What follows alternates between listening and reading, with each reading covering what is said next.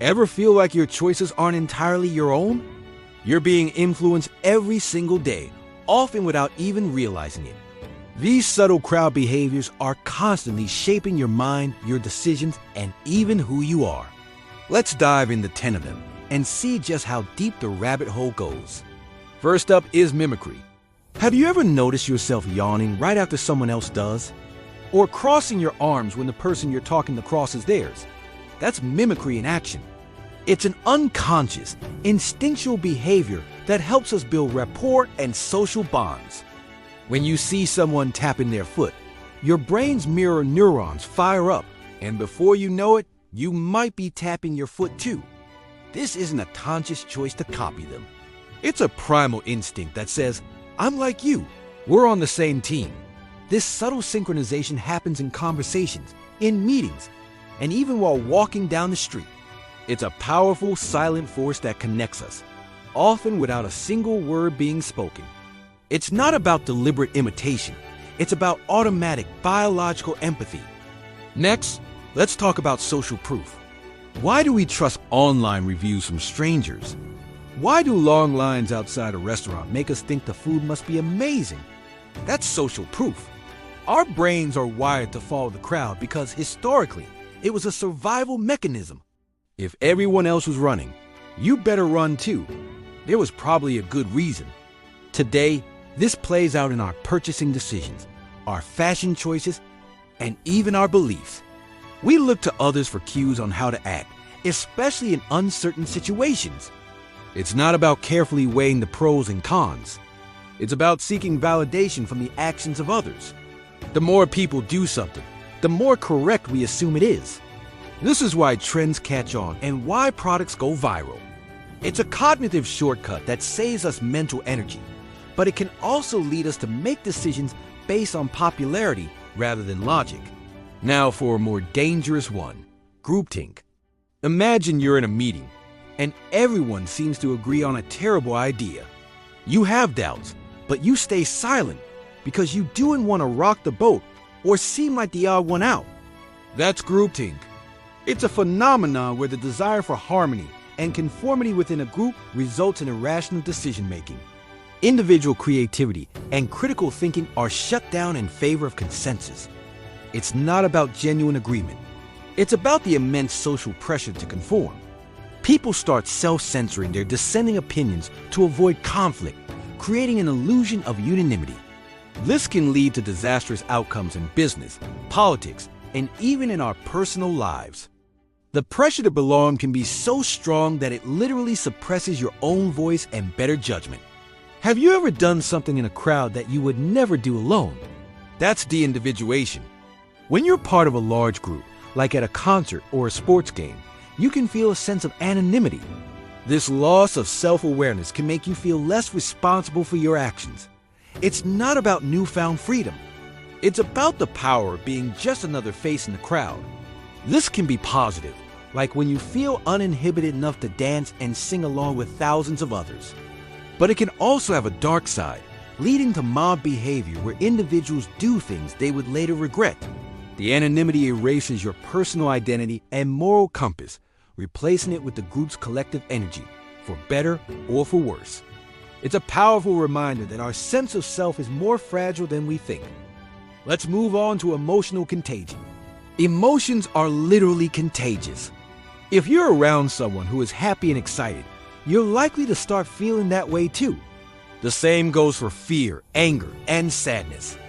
We unconsciously pick up on the emotional cues of those around us, their facial expressions, their tone of voice, their body language, and we start to mirror those emotions ourselves. It's not about empathizing or understanding their feelings. It's about absorbing them directly. This is why panic can spread so quickly through a crowd, or why laughter can be so infectious. Our brains are hardwired to sync up emotionally with the people around us. This creates a powerful shared experience, but it also means our emotional state can be hijacked by the mood of the group, whether we want it to be or not. Here's a tricky one: pluralistic ignorance. This is when a majority of group members privately reject a norm, but they go along with it because they incorrectly assume that most others accept it. It's a classic case of no one believes, but everyone thinks that everyone believes. For example, a professor asks if anyone has questions. No one raises their hand, so everyone assumes they are the only one who is confused. In reality, half the class is lost, but they all remain silent, conforming to what they perceive as the group norm of understanding. It's not a true consensus. It's a collective illusion maintained by silence. This can prevent people from speaking up against injustice or from offering help when it's needed, all because everyone is misreading the situation based on the silence of others. This leads directly into the bystander effect. You've probably heard of this one.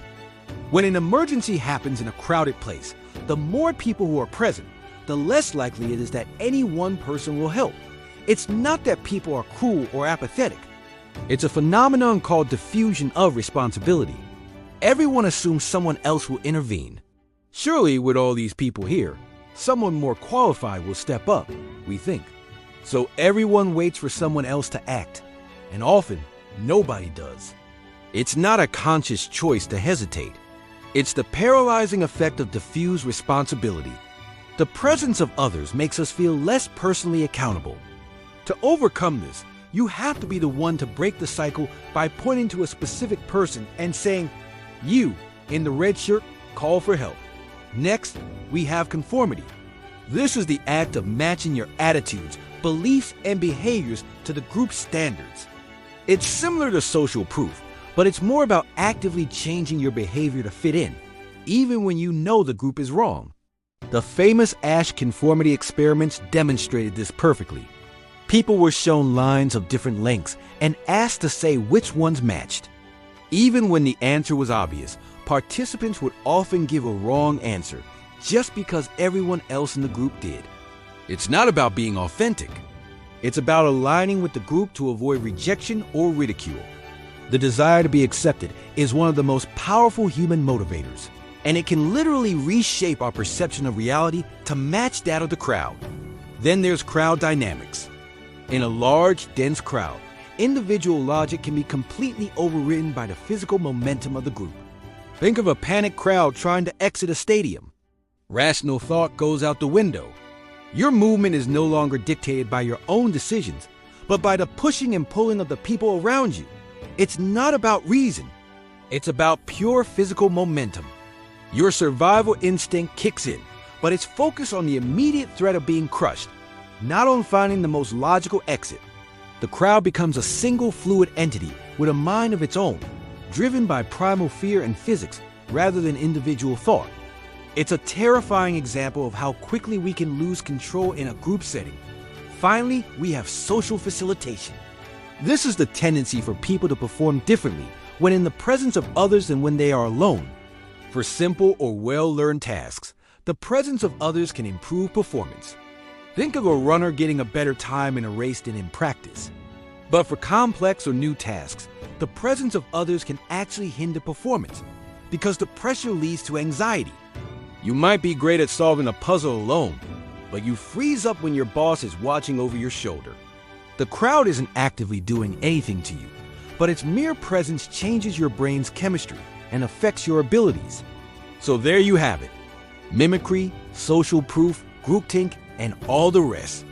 These 10 behaviors aren't always obvious, but they are influencing you every single day in almost every social situation. They are the invisible strings that pull at our choices and shape our actions. Being aware of them is the first step toward reclaiming your own mind and making more conscious, deliberate decisions. Which of these behaviors surprised you the most? Have you ever caught yourself in the act of one? Let me know your thoughts in the comments below. I really do read every single one. Thanks for watching, and if you found this interesting, consider subscribing for more deep dives into the psychology of everyday life. See you next time.